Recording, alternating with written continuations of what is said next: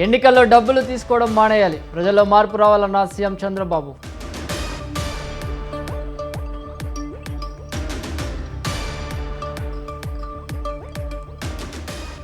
అన్యాయాలపై ప్రశ్నిస్తే కేసులు పెడుతున్నారు, ఏపీలో పక్షపాత పాలన సాగుతోందన్న బొత్స.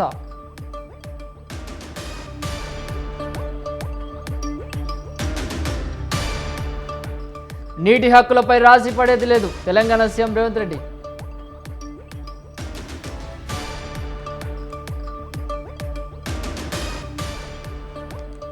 వందే మాతరాన్ని అవమానించేవారు దేశద్రోహులే, కేంద్ర హోంశాఖ సహాయ మంత్రి బండి సంజయ్.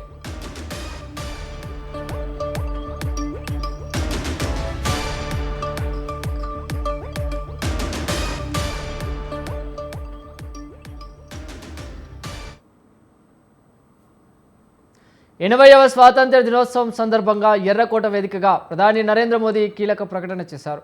7 రంగుల సమిష్టి శక్తితో దేశాన్ని కొత్త శిఖరాలకు తీసుకెళ్లాలని పిలుపునిచ్చారు. సప్తధారలో తయారీ, వ్యవసాయం, ఆహారం, టెక్నాలజీ ఆవిష్కరణ, గతిశక్తి, రక్షణ, గ్రీన్ బ్లూ ఎకనామీ, యువశక్తి, స్టాప్ పవర్ రంగాలను గురించి ప్రస్తావించారు. ఇక 2047 వికసిత్ భారత్ లక్ష్య సాధనకు ప్రధాని మోదీ సప్తధార సూచన చేశారు. భారత్ను అభివృద్ధి చెందిన దేశంగా తీర్చిదిద్దే లక్ష్యంతో 7 సంస్కరణలను సూచించారు.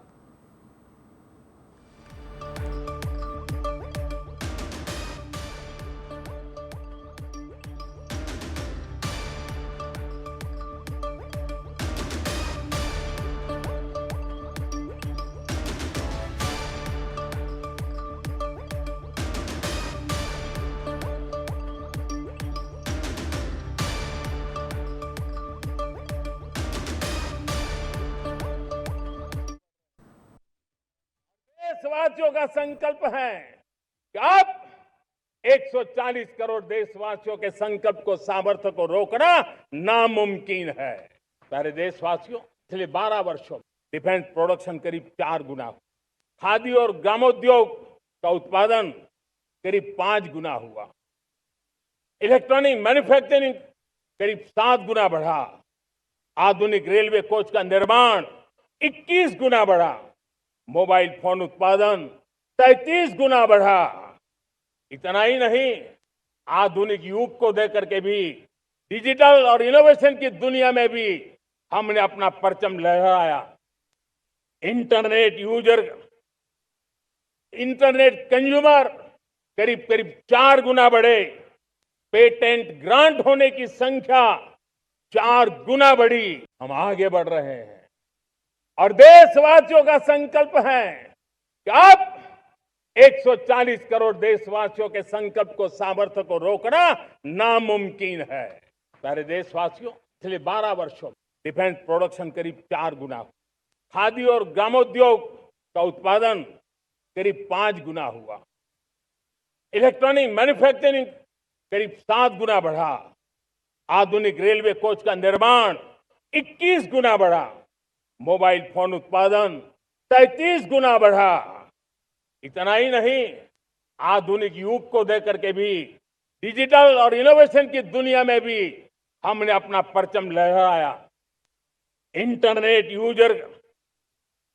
इंटरनेट कंज्यूमर करीब 4 गुना बढ़े, पेटेंट ग्रांट తమ హయాంలో దేశ వికాసం కోసం కృషి చేశామని, వివిధ రంగాల్లో శరవేగంగా అభివృద్ధి చెందినట్లు గణాంకాలే చెబుతున్నాయని తెలిపారు. గత కొన్నేళ్లలో 25 కోట్ల మంది ప్రజలు పేదరికం నుంచి బయటపడి తమ జీవితాలను మెరుగుపరుచుకున్నారని ప్రధాని తెలిపారు. రక్షణ ఉత్పత్తులు పెరిగాయని, అనేక రంగాల్లో భారత్ తన సామర్థ్యాన్ని నిరూపించుకుందని కూడా తెలియజేశారు. ఇక దేశ ప్రయోజనాలను కాపాడుకోవడంతో పాటు ఆత్మవిశ్వాసంతో ముందుకు సాగాలని పిలుపునిచ్చారు.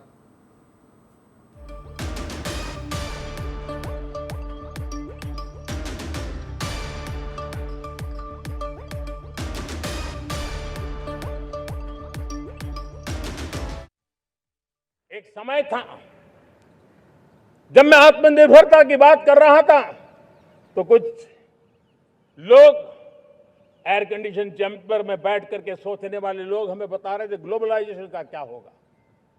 लेकिन दुनिया देख रही है कि पिछले 1 दशक में ऐसा लग रहा है कि दुनिया ने ग्लोबलाइजेशन बोलना ही बंद कर दिया है। जहां से ग्लोबलाइजेशन की आवाज आती थी वो बंद सुनाई नहीं देती है। दुनिया का हर देश अपनी अपनी संभालों के मिजाज की तरफ गया है। लेकिन दुर्भाग्य से इस संकट के कालखंड में कुछ लोगों ने अपना रुतबा दिखाने के लिए संसाधनों को वेपनाइज करने का खेल खेला है। दुनिया अपने पास जो कुछ भी है उसको वेपनाइज करने में लगी है। संसाधनों का वेपनाइज, रिसोर्स का वेपनाइज, पेट्रोल, डीजल, फर्टिलाइजर, दवाइयां, टेक्नोलॉजी की चिप्स, इतना ही नहीं भूभाग को भी वेपनाइज किया जा रहा है। और ऐसे समय अगर हम आत्मनिर्भरता मंत्र को लेकर 10 साल सही दिशा में न चले होते तो हम कल्पना कर सकते हैं कि ऐसी चुनौतियों का मजबूती से मुकाबला कैसे करते हैं। और हमारी तैयारियां निरंतर बढ़ती जा रही है। मेरे प्यारे देशवासियों,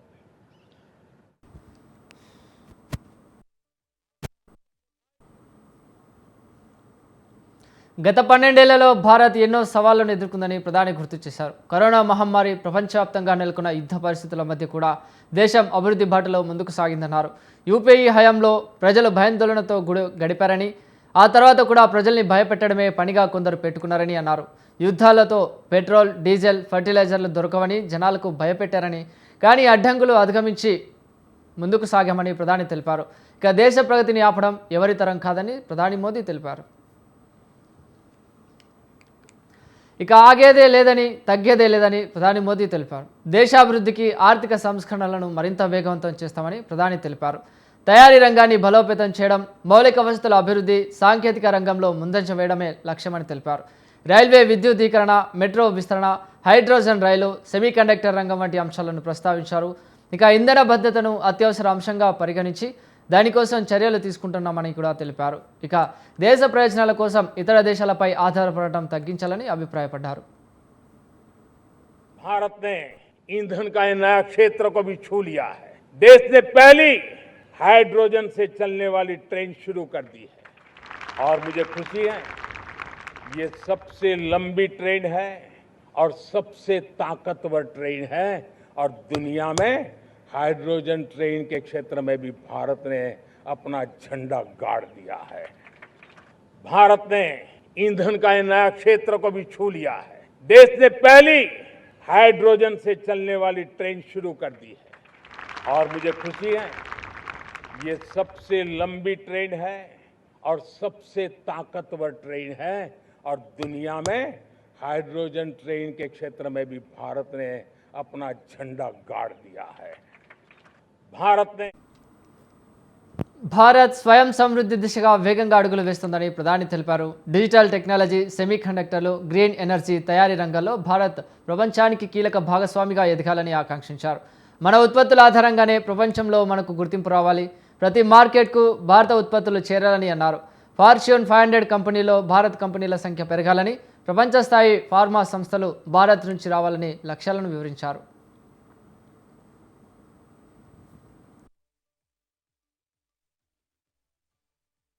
छोटे सपनों से चलने वाला नहीं, हमें बड़े सपने, क्योंकि बड़े सपने हमारी सोच को भी विस्तार देते हैं, हमारी सोच की क्षितिज को विस्तृत करते हैं। हमारे संकल्प दृढ़ होने चाहिए। जब संकल्प दृढ़ होता है तो कठिनाइयों से, आपदाओं के बीच से रास्ते निकालने का सामर्थ्य अपने आप उभर करके आता है। और मेरे प्यारे देशवासियों, हमारे संकल्प भी ऊंचे होने चाहिए, क्योंकि जब सपने ऊंचे होते हैं, संकल्प ऊंचे होते हैं तो हमारे सामर्थ्य की ऊंचाई भी बढ़ती है, हमारे प्रयासों की ऊंचाई भी बढ़ती है और तब जाकर के हम सपनों। दूसरी तरफ आज भारत का प्रोफाइल पूरी तरफ बढ़ रहा है। आज भारत दुनिया के लिए एक स्वीकृत और सम्मानीय देश के रूप में बन रहा है। भारत के पास स्थिर पॉलिटिकल मैंडेट है, स्थिर सरकार है, भारत का वाइब्रेंट लोकतंत्र है, भारत का मजबूत न्याय तंत्र है और हम सबको दिशा देने वाला भारत का संविधान है। और अब दुनिया हमारे इन सामर्थ्य को पहचानने लगी है और इसलिए 2014 के बाद दुनिया करीब करीब 40 देशों के साथ हमारा एफटीए एग्रीमेंट हो रहा है। अब देखिए कितना बड़ा अवसर आया है। लेकिन ये जो ट्रेड एग्रीमेंट्स हुए हैं ये एक बहुत बड़ा अवसर है और इसलिए खास करके मैं मेरे एमएसएमईज को कहना चाहूंगा कि हमें इस मौके को छोड़ना नहीं है। दुनिया में हमें पहुंचना है। भारत के उत्पाद की हर चीज विश्व के बाजार में पहुंचे और चाहे हमारा टेक्सटाइल हो, हमारी मशीनरी हो, हमने दवाइयां हो, हमने मौका छोड़ना नहीं है। लेकिन वैश्विक जो पैरामीटर्स हैं उस पैरामीटर को हमें पार करना होगा। हमें दुनिया से जो मिलता है उसे अच्छा देना पड़ेगा, दुनिया में जो मिलता है उसे सस्ता देना पड़ेगा। और पंजाब के लुधियाना से लेकर के तमिलनाडु के तिरुपुर तक हमारा टेक्सटाइल सेक्टर दुनिया में पहुंच सकता है। इतना ही नहीं, केरलम से लेकर के गुजरात और तमिलनाडु से लेकर के बंगाल, ये हमारा समुद्री तट, हमारे मछुआरे भाई बहन आज इस एफटीए के कारण हमारे श्रिप यानी झींगा उसके एक्सपोर्ट की बहुत संभावना बनी है। हमारे सी फूड की दुनिया में पहुंच बनने की संभावना पड़ी हुई है। और इसलिए मैं चाहूंगा कि हम इस परिस्थिति का फायदा उठाते हुए, हम आगे चलते हुए हम इन कामों को पार करने के लिए प्रयास करें। దేశ భద్రతపై మాట్లాడుతూ సరిహద్దుల అవతల యువతల భారత్ ఎన్నో సవాళ్లను ఎదుర్కొంటుందని ప్రధాని అన్నారు. ఉగ్రవాదం అనేక కుటుంబాలను నాశనం చేసిందని, నక్సలిజం వల్ల కూడా ఎంతో నష్టం జరిగిందని పేర్కొన్నారు. దేశాన్ని మావోయిజం నుంచి విముక్తి చేయాలనే సంకల్పంతో ప్రభుత్వం ముందుకు సాగుతోందన్నారు ప్రధాని మోదీ.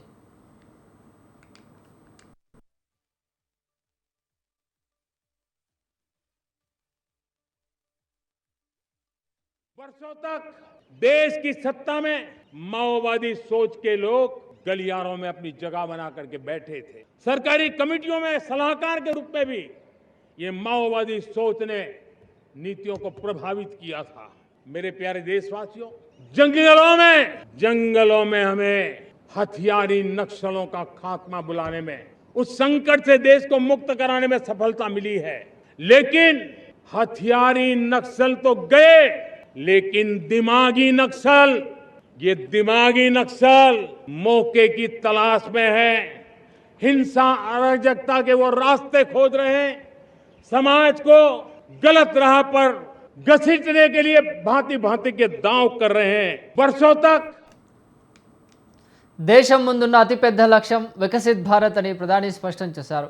2047 నాటికి అభివృద్ధి చెందిన దేశంగా భారత్ను నిలబెట్టాలంటే యువత కీలక పాత్ర పోషించాలని తెలిపారు. యువతే దేశానికి వెన్నెముక అని కూడా పేర్కొన్నారు ప్రధాని మోదీ. ఏఐ, సాంకేతికత, క్రీడలు, ఆవిష్కరణల రంగాల్లో యువత సామర్థ్యాలను పెంచేందుకు చర్యలు తీసుకుంటున్నామని కూడా ఈ సందర్భంగా తెలిపారు. ఇక యువశక్తితోనే వికసిత్ భారత్ కల సాకారం అవుతుందని తెలిపారు. అందుకోసం యువత తనకు మద్దతు నిలవాలని పిలుపునిచ్చారు. ఇప్పుడు గ్లోబలైజేషన్ అనే మాట వినిపించడం లేదని, ప్రతి దేశం దాని సంక్షోభాల మీదే దృష్టి సారిస్తున్నాయని తెలిపారు. అలాంటి తరుణంలో భారత్ గ్లోబల్ లీడర్షిప్, సప్లై చైన్గా మారే అవకాశాలు ఉన్నాయని కూడా తెలియజేశారు. వికసిత్ భారత్ లక్ష్యం సాధిస్తే ప్రపంచం మన వైపు చూస్తుందన్నారు ప్రధాని మోదీ. अब छोटे सपनों से चलने वाला नहीं, हमें बड़े सपने, क्योंकि बड़े सपने हमारी सोच को भी विस्तार देते हैं, हमारी सोच की क्षितिज को विस्तृत करते हैं। हमारे संकल्प दृढ़ होने चाहिए। जब संकल्प दृढ़ होता है तो कठिनाइयों से, आपदाओं के बीच से रास्ते निकालने का सामर्थ्य अपने आप उभर करके आता है। और मेरे प्यारे देशवासियों, हमारे संकल्प भी ऊंचे होने चाहिए, क्योंकि जब सपने ऊंचे होते हैं, संकल्प ऊंचे होते हैं, तो हमारे सामर्थ्य की ऊंचाई भी बढ़ती है, हमारे प्रयासों की ऊंचाई भी बढ़ती है, और तब जाकर के हम सपनों को साकार कर सकते हैं। अब छोटे सपनों से चलने वाला नहीं है।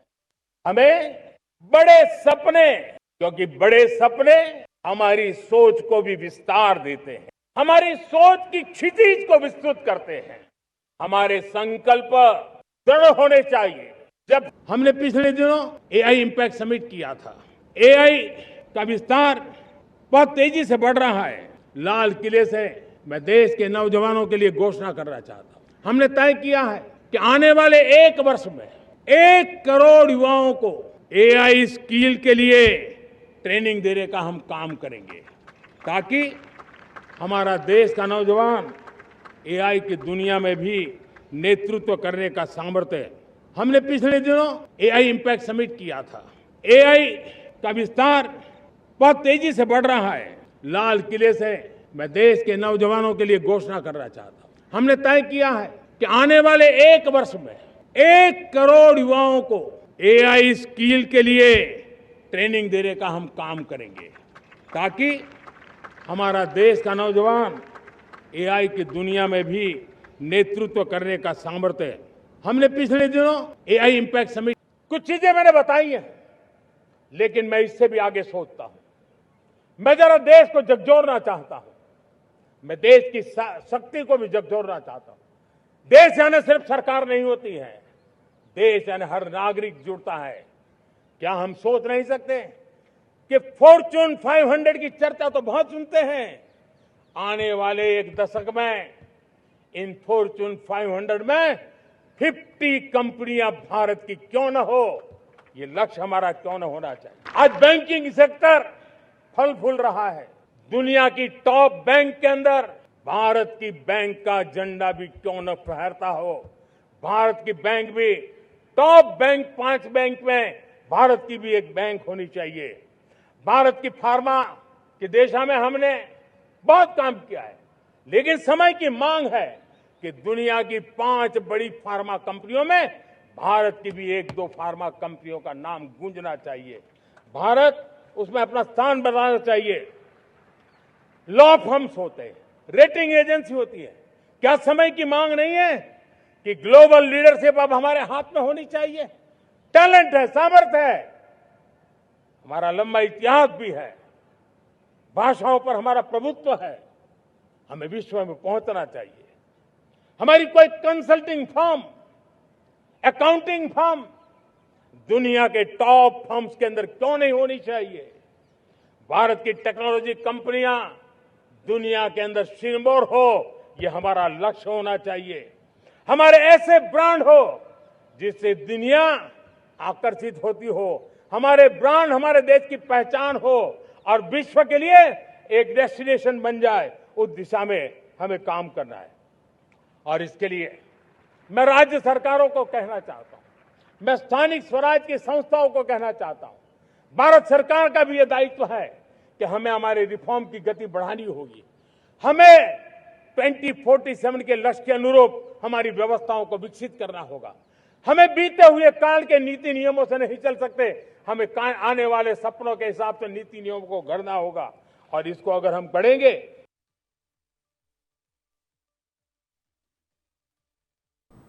మహిళా సాధికారితపై ప్రధాని కీలక వ్యాఖ్యలు చేశారు. మహిళలకు 33% రిజర్వేషన్ వారి హక్కు అని అన్నారు. మహిళా రిజర్వేషన్ బిల్లుకు అన్ని రాజకీయ పార్టీలు మద్దతు ఇవ్వాలని కోరారు. రాజకీయాలను పక్కన పెట్టి మహిళల అభివృద్ధికి అందరూ కలిసి పనిచేయాలని పిలుపునిచ్చారు.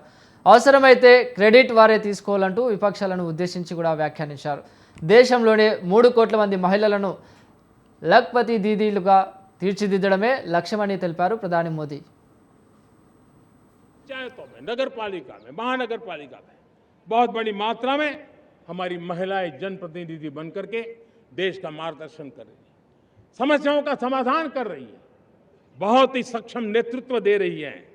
और इसी को ध्यान में रखते हुए हमने पार्लियामेंट में नारी शक्ति वंदन अधिनियम पारित किया था, लेकिन किसी न किसी कारण से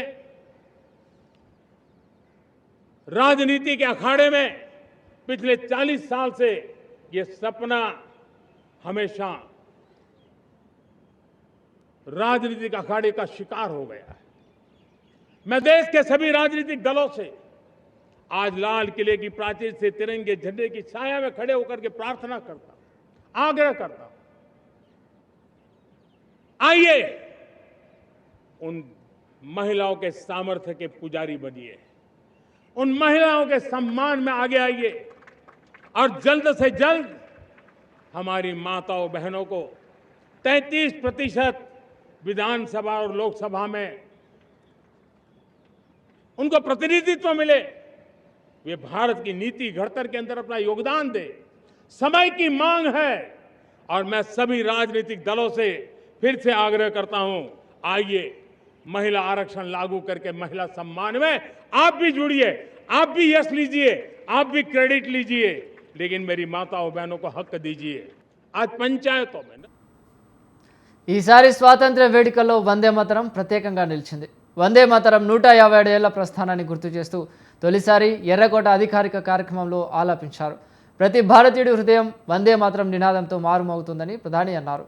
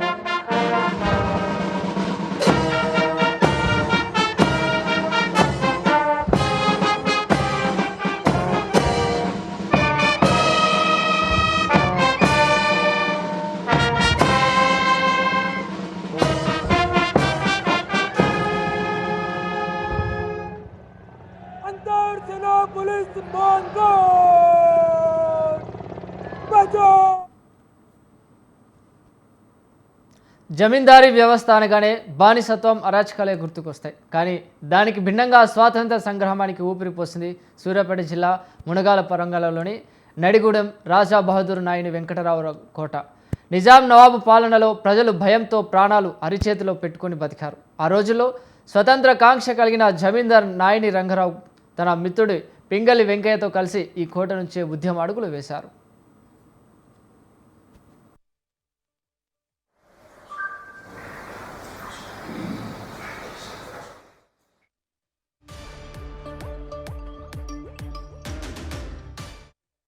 పద్దెనిమిది 1875లో 12 ఎకరాల విశాలమైన విస్తీర్ణంలో నిర్మించిన ఈ కోట పరిధిలో మునగాల, నడిగూడెం, తాడువాయి, రేపాల, ఆంధ్రలోని నందిగామతో సహా 40 గ్రామాలు ఉండేవి. మహాత్మా గాంధీకి ఏకైక ప్రేషిష్యుడైన తెలుగు వీరుడు పింగళి వెంకయ్య ఉద్యమకారులను ఏకం చేసే పతాకం కోసం నడిగూడెం కోట గదుల్లోనే రంగులద్దారు. కాషాయం, తెలుపు, ఆకుపచ్చ రంగులతో మధ్యలో రాట్నం ఉండేలా జాతీయ జెండాకు ఇక్కడే శ్రీకారం చుట్టారు.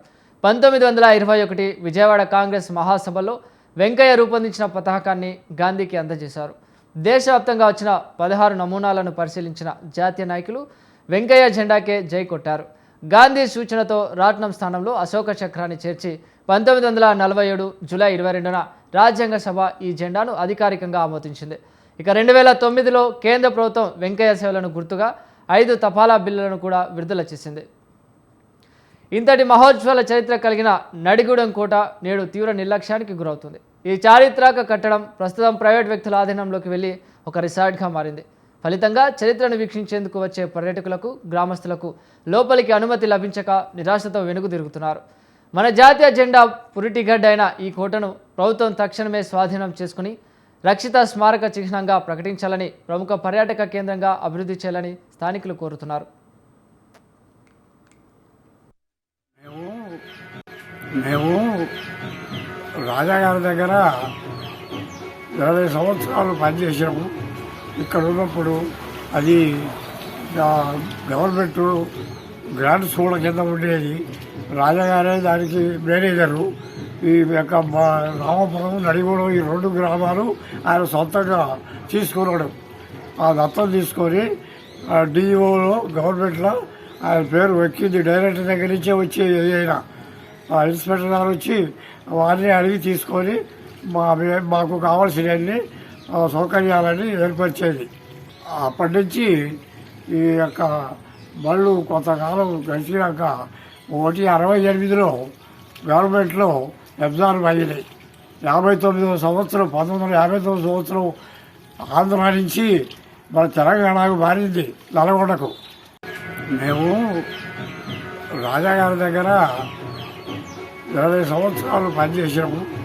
ఇక్కడ ఉన్నప్పుడు అది గవర్నమెంట్ గ్రాండ్ స్కూల్ కింద ఉండేది. ఏపీ శాసన మండలి ప్రాంగణంలో 80వ స్వాతంత్ర దినోత్సవ వేడుకలు ఘనంగా జరిగాయి. మండలి చైర్మన్ రాజు జాతీయ పతాకాన్ని ఆవిష్కరించి ఎస్పీఎఫ్ పోలీసుల గౌరవవందనం స్వీకరించారు. అనంతరం మహాత్మా గాంధీ చిత్రపటానికి నివాళులర్పించారు. ఈ సందర్భంగా చైర్మన్ ప్రజలకు స్వాతంత్ర దినోత్సవ శుభాకాంక్షలు తెలుపుతూ సమరయోధుల త్యాగాల ఫలితంగానే మనకు స్వేచ్ఛ, ప్రజాస్వామ్యం లభించాయని తెలిపారు. సమాజంలోని చివరి వ్యక్తికి సమాన అవకాశాలు, సామాజిక న్యాయం అందినప్పుడే స్వాతంత్రానికి నిజమైన అర్థం చేకూరుతుందని పేర్కొన్నారు. యువతకు నాణ్యమైన విద్య, నైపుణ్యాభివృద్ధి అందించి దేశ ప్రగతిలో భాగస్వాములను చేయాలని పిలుపునిచ్చారు. ఈ కార్యక్రమంలో శాసన వ్యవస్థ సెక్రటరీ జనరల్ ప్రసన్న కుమార్, సూర్యదేవర అధికారులు పాల్గొన్నారు. బ్రిటిష్ వారిపై అలుపెరగని పోరాటం చేయటం, కొంతమంది అతివాదులుగాను కొంతమంది మితవాదులుగాను ఏర్పడి మహాత్మా గాంధీ, సుభాష్ చంద్రబోసు, అల్లూరి సీతారామరాజు అనేక మంది అటువంటి మహానుభావులు ప్రాణత్యాగాల ద్వారా, అలాగే వారి యొక్క ఆస్తుల త్యాగం ద్వారా, తన కుటుంబాలను త్యాగం చేసుకోవడం ద్వారా మనకి స్వతంత్రాన్ని తీసుకురావడం జరిగింది. అంటే స్వాతంత్రం అంటే తెల్లదొరల నుంచి నల్లదొరలకి పరిపాలన రావటం కాదు. ఈ రోజున ప్రతి పేదవాడికి, లేకపోతే ఈ దేశంలో ఉన్న ప్రతి పౌరుడికి కూడా సమానమైనటువంటి అవకాశాలు, స్వాతంత్రం, స్వేచ్ఛ రావటం స్వాతంత్రంగా మనం భావించాలి. ఈ దేశంలో 80 సంవత్సరాలు భారత స్వాతంత్ర సంగ్రామంలోనూ నిజాం నియంత్రిత వ్యతిరేక పోరాటంలోనూ 2 తెలుగు రాష్ట్రాలు విరోచిత పాత్ర పోషించాయి. పరాయి పాలకులను గడగడలాడించిన విప్లవ వీరులకు, సత్యాగ్రహాలకు, అమరుల త్యాగాలకు నిలయంగా నిలిచాయి మన ఈ తెలుగు రాష్ట్రాలు. స్వాతంత్ర సమరంలో బ్రిటిష్, నిజాం పాలకుల గుండెల్లో నిద్రపోయిన తెలంగాణ, ఆంధ్రప్రదేశ్లలోని ఆ చారిత్రక పోరాట కేంద్రాలు, వాటి విశేషాలతో రూపొందించిన మా ఈ ప్రత్యేక కథనం ఇప్పుడు చూద్దాం.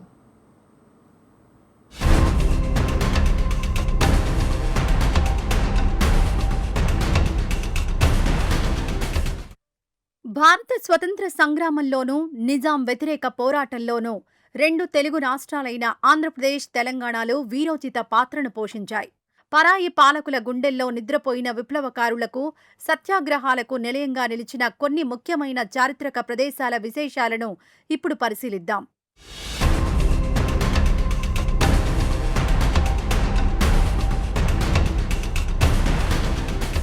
తెలంగాణ ప్రాంతంలో బ్రిటిష్, నిజాం వ్యతిరేక పోరాట కేంద్రాల్లో హైదరాబాద్లోని బ్రిటిష్ రెసిడెన్సీ అంటే ఇప్పటి కోటి మహిళా కళాశాల అత్యంత కీలకమైనది.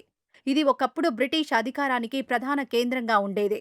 1942 క్విట్ ఇండియా ఉద్యమం సమయంలో పద్మజా నాయుడు వంటి స్వతంత్ర సమరయోధులు ఇక్కడి గోడలు ఎక్కి మరి భారత జాతీయ జెండాను ఎగురవేశారు.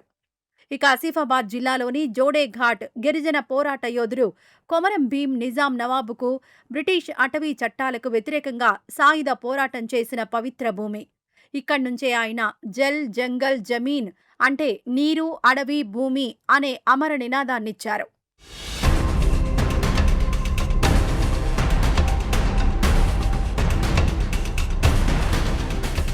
వరంగల్ జిల్లాలోని పరకాల ప్రాంతాన్ని తెలంగాణ జలియన్ వాలాబాగ్ అని పిలుస్తారు.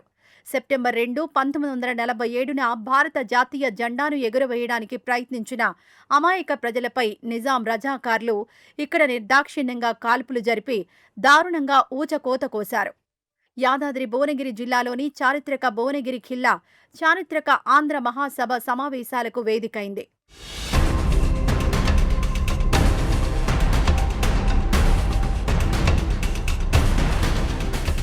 రావి నారాయణ రెడ్డి వంటి ప్రజానాయకులు ఇక్కడి నుంచే వెట్టి చాకరీకి వ్యతిరేకంగా తెలంగాణ రైతాంగాన్ని ఏకం చేసి వీరోచిత పోరాటాలు నడిపారు. హైదరాబాద్ నగరంలోని గౌలిగూడ ప్రాంతంలో అక్టోబర్ 24, 1938న మొట్టమొదటి ప్రజా సత్యాగ్రహం ప్రారంభమైంది. స్వామి రామానంద తీర్థ నేతృత్వంలో జరిగిన ఈ ఉద్యమంపై నిజాం పోలీసులు దారుణంగా లాఠీచార్జ్ చేశారు.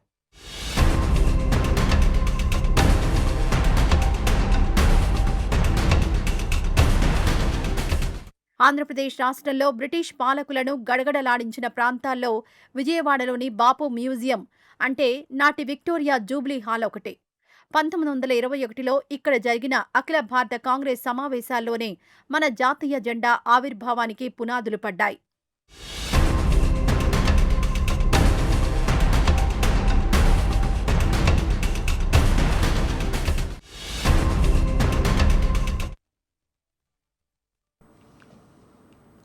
దేశ స్వాతంత్ర సమరంలో పశ్చిమ గోదావరి జిల్లా తనదైన ముద్ర వేసింది. బ్రిటిష్ పాలకుల గుండెల్లో నిద్రపోయి స్వేచ్ఛా భారత్ కోసం పోరాడిన మహనీయుల్లో తాడేపల్లి ముసలయ్య ఒకరు. 1942 క్విట్ ఇండియా ఉద్యమం నుంచి రాజకీయం, సామాజిక సేవ రంగాల్లో వరకు ఆయన అందించిన సేవలు చిరస్మరణీయం. పశ్చిమ గోదావరి జిల్లా పెంటపాడుకు చెందిన తాడేపల్లి ముసలయ్య గారి త్యాగాలు, ఆయన స్ఫూర్తితో సాగుతున్న సేవా కార్యక్రమాలపై తయారు చేసిన మా ఈ ప్రత్యేక కథనం ఇప్పుడు చూద్దాం.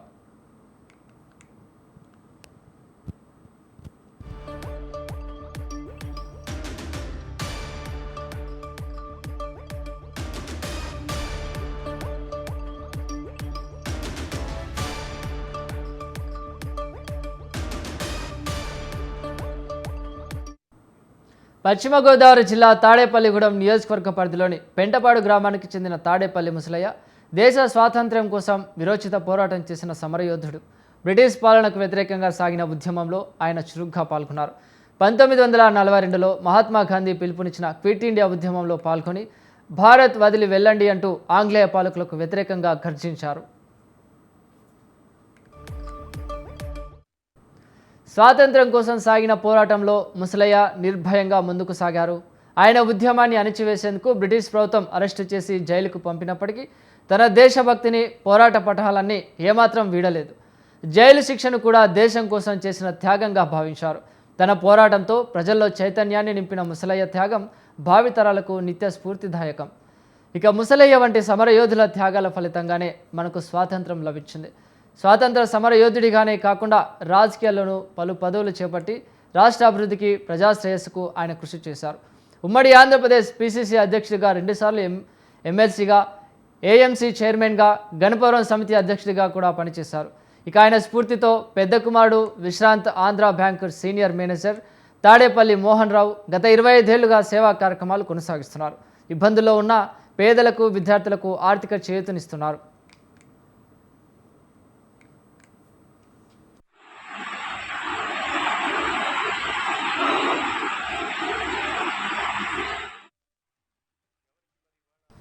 దేశ స్వాతంత్ర్యం కోసం బ్రిటిష్ వారితో పోరాడమే కాకుండా స్వతంత్ర భారతంలో ప్రజాప్రతినిధిగా నిరాడంబర సేవలు అందించిన తాడేపల్లి ముసలయ్య జీవితం అందరికీ మార్గదర్శకం. తండ్రి ఆశయాలను పునికి పుచ్చుకుని ఆయన వారసులు అందిస్తున్న సామాజిక సేవలు తాడేపల్లిగూడెం ప్రజల గుండెల్లో ముసలయ్య జ్ఞాపకాలను సదా పదిలంగా ఉంచుతున్నాయి. నేను ఆయన యొక్క అడుగుజాడల్లో, వారి యొక్క ఆలోచన మేరకు పెరిగినటువంటి వ్యక్తిని. అదేవిధంగా నేను బ్యాంకింగ్ ఇండస్ట్రీలో జాయిన్ అయ్యి ఆంధ్ర బ్యాంకులో సీనియర్ మేనేజర్గా స్థాయిలో దాదాపుగా 35 సంవత్సరాలు అహర్నిశలు సేవలు చేసి మంచి బెస్ట్ మేనేజర్ అవార్డ్స్ పొందుతూ మరి ఆంధ్ర బ్యాంకులో ఒక ఉన్నతమైనటువంటి స్థానంలో నేను రిటైర్ అయ్యటం జరిగింది. మరి ఆయన ఇచ్చినటువంటి స్ఫూర్తితోటే శ్రీ ముసలయ్య గారు ఆయన 1998లో చనిపోయారు. 1998లో ఆనాటి నుండి ఈనాటి వరకు దాదాపుగా 27 సంవత్సరాల నుండి పేదలకు వస్త్రదానం, అన్నదాన కార్యక్రమాలు నిర్వహించటం, పేద విద్యార్థుల్ని చదివించటం, ఎవరికి మరి వాళ్ళ నోట్బుక్స్లు ఏమన్నా పేద విద్యార్థులను కానివ్వండి, ఫీజులు కట్టుకునేటువంటి పేద విద్యార్థులు కానివ్వండి, మరి అమ్మ నాన్న పేరుతో ఈనాటికి కూడా సేవా కార్యక్రమాలు కొనసాగిస్తున్నాను. నేను హైదరాబాద్లోని బీజేపీ కార్యాలయంలో 80వ స్వాతంత్ర వేడుకలను ఘనంగా నిర్వహించారు. పార్టీ రాష్ట్ర అధ్యక్షుడు రామచంద్రరావు కూడా జెండా ఆవిష్కరించారు. ఈ కార్యక్రమంలో ఎంపీ లక్ష్మణ్, పార్టీ నేతలు పాల్గొన్నారు.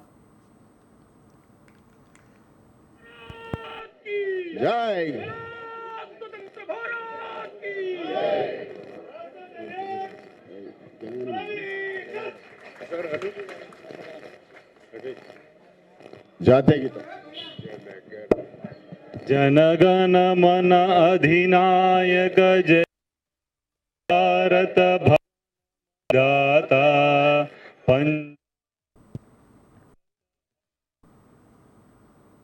శ్రీ సత్యసాయి జిల్లా పుట్టపర్తి పోలీస్ పరేడ్ గ్రౌండ్లో 80వ స్వాతంత్ర దినోత్సవ వేడుకలు వైభవంగా జరిగాయి. ఈ సందర్భంగా మంత్రి సవిత, కలెక్టర్ శ్యాంప్రసాద్, ఎస్పీ సతీష్ కుమార్లతో కలిసి జాతీయ జెండాను ఆవిష్కరించారు. అనంతరం సాయుధ దళాల గౌరవ వందనం స్వీకరించి పలు శాఖల శకటాలు, స్టాల్స్ను పరిశీలించారు. వేడుకల్లో పోలీస్ జాగిలం మంత్రికి పుష్పగుచ్చం అందించి గౌరవ వందనం చేయడమే కాక విద్యార్థుల సాంస్కృతిక కార్యక్రమాలు ప్రత్యేక ఆకర్షణగా నిలిచాయి. అనంతరం ఉత్తమాధికారులకు మంత్రి అవార్డులను అందజేశారు. సీఎం చంద్రబాబు నాయకత్వంలో స్వర్ణాంధ్ర 2047 లక్ష్యంగా రాష్ట్రం అభివృద్ధిలో దూసుకుపోతుందని, జిల్లాలో 15% ఆర్థిక వృద్ధి రేటు సాధనే లక్ష్యంగా పనిచేస్తున్నామని మంత్రి సవిత వెల్లడించారు. శ్రీ సత్యసాయి జిల్లాకు అన్ని రంగాల్లోనూ అగ్రగామిగా ఉంచేందుకు గౌరవ ముఖ్యమంత్రి శ్రీ నారా చంద్రబాబు నాయుడు గారి సారథ్యంలో అనేక అభివృద్ధి కార్యక్రమాలు చేపడుతున్నాం. స్వాతంత్ర దినోత్సవం పర్వదినాన్ని పురస్కరించుకొని జిల్లాలో అభివృద్ధి మరియు సంక్షేమ పథకాలు సమీక్ష సమాచారాన్ని ఈ సందర్భంగా మేము ముందు ఉంచుతున్నాను. స్వర్ణాంధ్ర 2047 విజన్ 2047 నాటికి ఆంధ్రప్రదేశ్ రాష్ట్రాన్ని ఐశ్వర్యవంతంగా, ఆరోగ్యంగా, ఆనందంగా నిర్మించడమే లక్ష్యంగా కృషి చేస్తున్నాం. గౌరవనీయులు ఆంధ్రప్రదేశ్ ముఖ్యమంత్రి వర్యులు నారా చంద్రబాబు నాయుడు గారు తనకు అందించిన 10 సూత్రాల ఆధారంగా మన జిల్లా ప్రతి ఆర్థిక సంవత్సరానికి 15% వృద్ధి రేటు సాధించేందుకు district vision action plan and constituency vision action plan రూపొందించే ఈ దశగా ముందుకు పోతున్నాం. శ్రీ సాయి గుంటూరులోని జిల్లా టీడీపీ కార్యాలయంలో 80వ స్వాతంత్ర దినోత్సవ వేడుకలు ఘనంగా జరిగాయి. ఈ వేడుకల్లో కేంద్ర సహాయ మంత్రి పెమ్మసాని చంద్రశేఖర్ పార్టీ నాయకులతో కలిసి జాతీయ జెండాను ఎగురవేశారు. అనంతరం ఆయన మాట్లాడుతూ దేశ ప్రజలందరికీ స్వాతంత్ర దినోత్సవ శుభాకాంక్షలు తెలిపారు. మహనీయుల త్యాగాలు, పోరాటాల ఫలితంగానే దేశానికి స్వాతంత్రం సిద్ధించిందని పెమ్మసాని కొనియాడారు. కేవలం ప్రధాని మోదీ, మంత్రులు, ఎంపీల వల్లే దేశం 2047 నాటికి అభివృద్ధి చెందదని, అందులో ప్రతి ఒక్క ప్రజల భాగస్వామ్యం ఎంతో కీలకమని ఆయన స్పష్టం చేశారు. సమాజంలో జరిగే కొన్ని విషయాలపై యువత ప్రశ్నించే తత్వాన్ని అలవర్చుకోవాలని పెమ్మసాని పిలుపునిచ్చారు.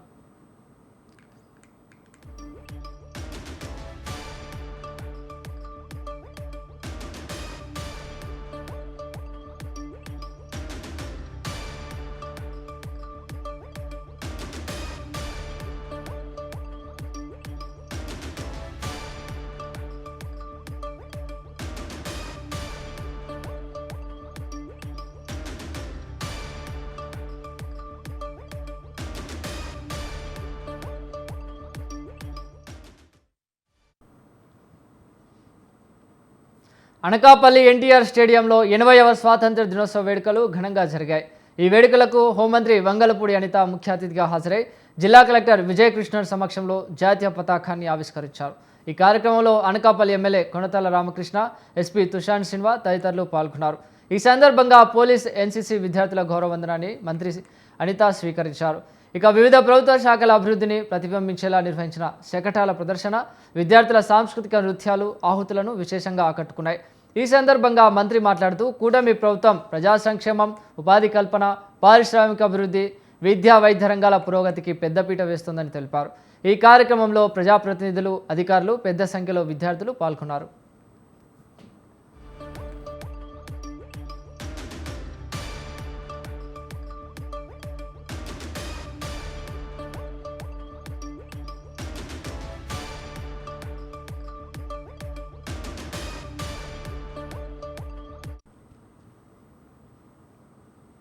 హనుమకొండ పోలీస్ పరేడ్ గ్రౌండ్లో 80వ స్వాతంత్ర దినోత్సవ వేడుకలు వైభవంగా జరిగాయి. ఈ వేడుకలకు మంత్రి పొంగులేటి శ్రీనివాసరెడ్డి ముఖ్య అతిథిగా హాజరై జాతీయ జెండాను ఎగురవేశారు. అనంతరం సాయుధ బలగాల నుంచి గౌరవ వందనం స్వీకరించిన మంత్రి పొంగులేటి జిల్లా అభివృద్ధి మరియు ప్రభుత్వ సంక్షేమ పథకాలను వివరిస్తూ ప్రసంగించారు. ఈ సందర్భంగా స్వాతంత్ర సమరయోధులను మంత్రి ఘనంగా సన్మానించారు. వివిధ శాఖల అభివృద్ధిని ప్రతిబింబించేలా ఏర్పాటు చేసిన శకటాల ప్రదర్శన, విద్యార్థుల సాంస్కృతిక కార్యక్రమాలు అందరినీ ఆకట్టుకున్నాయి.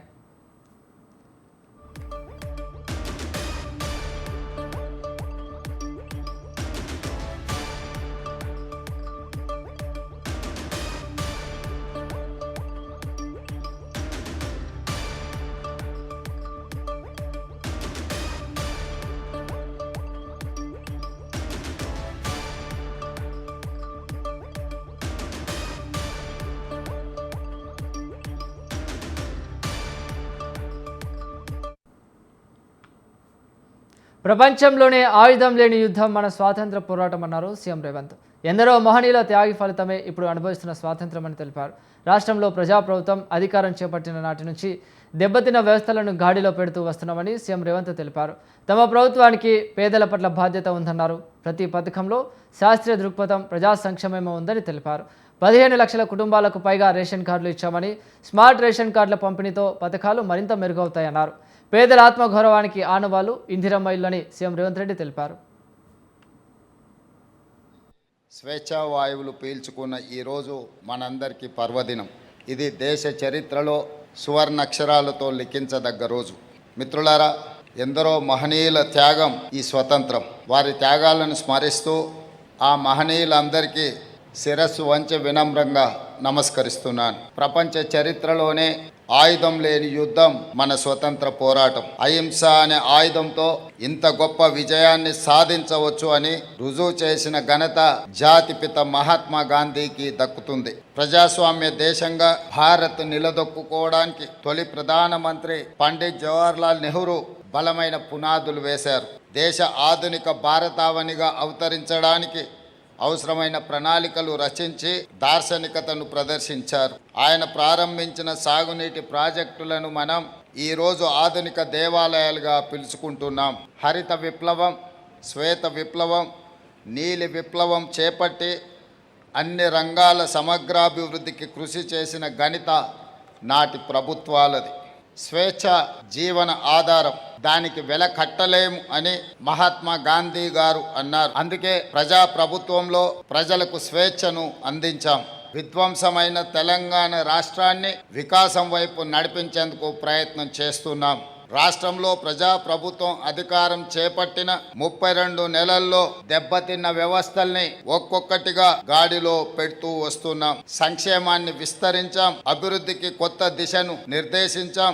తెలంగాణ భవిష్యత్తుకు అవసరమైన కార్యాచరణను సిద్ధం చేసుకుంటూ ముందుకు వెళ్తున్నాం. సంక్షేమం కోసం ఈ రాష్ట్ర ప్రభుత్వం చేస్తున్న ప్రయత్నం, మా ప్రభుత్వంలో సంక్షేమాన్ని ఆర్థిక కోణంలోనో ఖర్చు పెట్టిన రూపాయలతోనో లెక్క కట్టడం లేదు. మా సంక్షేమ ఆలోచనలో మానవీయత ఉంది, పేదవాడి పట్ల బాధ్యత ఉంది, వారి జీవితాల్లో ఆనందం నింపాలన్న తపన ఉంది, వారికి ఆరోగ్యవంతమైన జీవితాలను అందించే ప్రయత్నం మేము చేస్తున్నాం. ఆత్మగౌరవంతో కూడిన జీవన విధానాన్ని అందించే సంకల్పం మా ప్రభుత్వానికి ఉన్నది. ఓట్ల కోసమో మొక్కుబడి హామీలుగానో మేము సంక్షేమాన్ని చూడడం లేదు. ప్రతి పథకంలో శాస్త్రీయ దృక్పథం, ప్రజా సంక్షేమం ఇందులో ఇమిడి ఉన్నది. ఈ 32 నెలల కృషి ఇప్పుడు ఫలితాల్లో కనిపిస్తుంది. అందుకు తాజా ఉదాహరణ ఆర్బీఐ తాజా గణాంకాల ప్రకారం 2025-26 సంవత్సరంలో మన రాష్ట్ర తలసరి ఆదాయం 8,18,931 రూపాయి. దేశ తలసరి ఆదాయంతో పోలిస్తే తెలంగాణ తలసరి ఆదాయం దాదాపుగా 91% అధికంగా ఉంది. మన ఆర్థిక వ్యవస్థ బలాన్ని చాటి చెప్పే గొప్ప విజయంగా రాష్ట్ర ప్రభుత్వము, తెలంగాణ ప్రజలు భావిస్తున్నారు. సామాజిక భద్రత కింద సన్న బియ్యం ఓ విప్లవాత్మక పథకం. మనిషిని మనిషిగా గుర్తించి ఆరోగ్యానికి భరోసా ఇచ్చే పథకం. సన్న బియ్యంతో బువ్వ తినడం మా హక్కు అని నమ్మకం కలిగించిన పథకం. 93 లక్షలకు పైగా కుటుంబాలు దాదాపుగా 3,38,00,000 మంది ప్రజలను ప్రజా పంపిణీ వ్యవస్థ పరిధిలోకి తీసుకువచ్చాం. ఎన్నో ఏళ్లుగా కొత్త రేషన్ కార్డుల కోసం ఎదురు చూసిన కుటుంబాలకు ప్రజాప్రభుత్వం భరోసా ఇచ్చింది. 15 లక్షలకు పైగా కొత్త రేషన్ కార్డులు జారీ చేయడం జరిగింది. రాష్ట్ర వ్యాప్తంగా ఈరోజు స్మార్ట్ రేషన్ కార్డుల పంపిణీ కార్యక్రమాన్ని ప్రారంభించుకోబోతున్నాం. కొత్త సాంకేతికతతో రేషన్ పంపిణీలో పారదర్శకతను, జవాబుదారీతనాన్ని పెంచడానికి మా ప్రభుత్వం శాయశక్తుల కృషి చేస్తుంది. ఇందిరమ్మ ఇండ్లు అంటే కేవలం అవి 4 గోడలు పైన స్లాబ్ మాత్రమే కాదు. పేదల ఆత్మ గౌరవ ఆనవాళ్ళు ఈ ఇందిరమ్మ ఇండ్లు. జీవితమంతా కష్టించిన సొంత ఇల్లు కట్టుకోలేమన్న నిస్సహాయత నుండి మాకు సొంత ఇల్లు ఉందని గర్వంగా చెప్పుకునే భరోసా ప్రజాప్రభుత్వం అందిస్తున్నది. అందుకే పేదల ఆత్మ గౌరవాన్ని నిలబెట్టేలా ఇందిరమ్మ ఇండ్లు నిర్మించడం జరుగుతుంది. తొలి దశలో 4.50 లక్షల ఇండ్ల నిర్మాణానికి శ్రీకారం చుట్టాం. ఒక్కొక్క ఇంటికి 5 లక్షల రూపాయల ఉచిత సహాయాన్ని రాష్ట్ర ప్రభుత్వం అందిస్తున్నది. ఇందులో ముఖ్యంగా గిరిజనులు, చెంచులు, అత్యంత వెనుకబడిన కుటుంబాలకు ప్రత్యేక ప్రాధాన్యత ఇచ్చాం. రెండో విడతలో 2.50 లక్షల కొత్త ఇండ్లను మంజూరు చేశాం. హైదరాబాద్ క్యూర్ పరిధిలో, కోర్ అర్బన్ రీజన్ ఎకానమీ పరిధిలో ఖరీదైన నివాస ప్రాంతాల్లో 1,00,000 ఇందిరమ్మ ఇండ్లను నిర్మిస్తున్నాం. కేపీహెచ్బి కాలనీ నుంచే ఇందిరమ్మ ఇండ్ల టవర్స్కి శంకుస్థాపన కార్యక్రమాన్ని మొదలుపెట్టి పట్టణ ప్రాంతంలో ఉన్న పేదలకు సొంతింటి కలను నెరవేర్చడానికి మన ప్రభుత్వము పూర్తి స్థాయిలో ప్రయత్నం చేస్తున్నది. బానిస సంఖ్యలు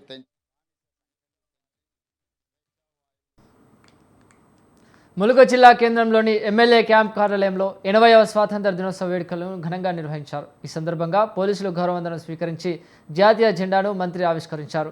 ప్రజలందరికీ స్వాతంత్ర దినోత్సవ శుభాకాంక్షలు తెలిపారు మంత్రి సీతక్క.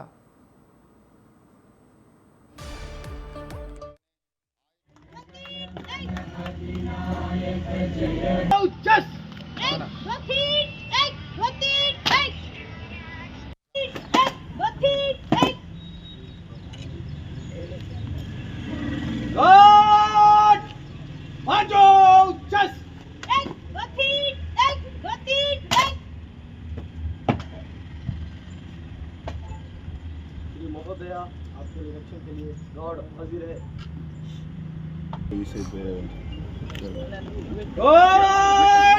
राष्ट्र सल्यूट सलामी चस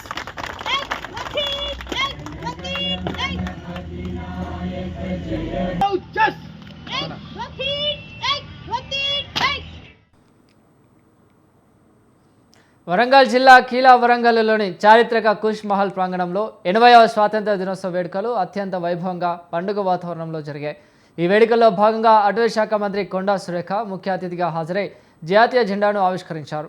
జిల్లా అభివృద్ధికి ప్రభుత్వం చేపడుతున్న సంక్షేమ పథకాలు, మౌలిక వసతుల కల్పన, దేవాదాయ శాఖ పరిధిలో జరుగుతున్న ఆలయాల అభివృద్ధి పనులను వివరించారు. ఇక చారిత్రక నగరమైన వరంగల్ను అన్ని రంగాల్లో ముందుకు తీసుకెళ్లేందుకు ప్రభుత్వం కట్టుబడి ఉందని స్పష్టం చేశారు.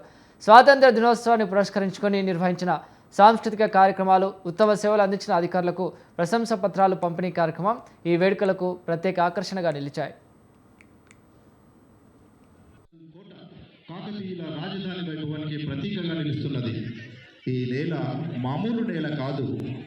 ఈ నేలపై అడుగుపెట్టిన ప్రతి ఒక కథ.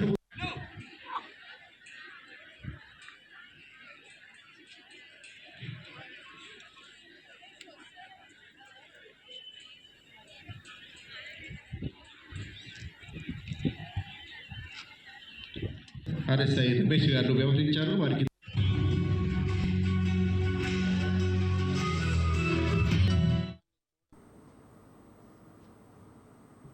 ఇవి బులెటిన్ అప్డేట్స్. మరిన్ని అప్డేట్స్ కోసం చూస్తూనే ఉండండి స్వతంత్ర.